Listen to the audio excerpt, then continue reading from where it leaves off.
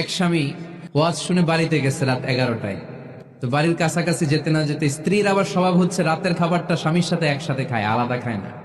তো বাড়ির সামনে যেই স্বামী ফোন দিছে ওয়াইফকে, এই শুরু করার আগে দরজাটা খোলো, আমি চলে আসছি।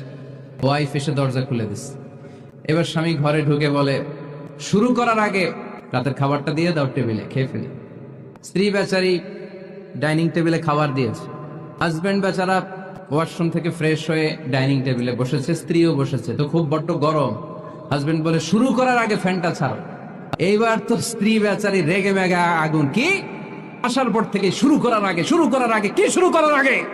হাজবেন্ড বলে, এই তো শুরু হয়ে গেল। মানে কি? ঝগড়া। মানে কি? ঝগড়া।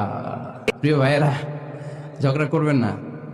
স্বামী রেগে গেলে স্ত্রী চুপ থাকবেন, স্ত্রী রেগে গেলে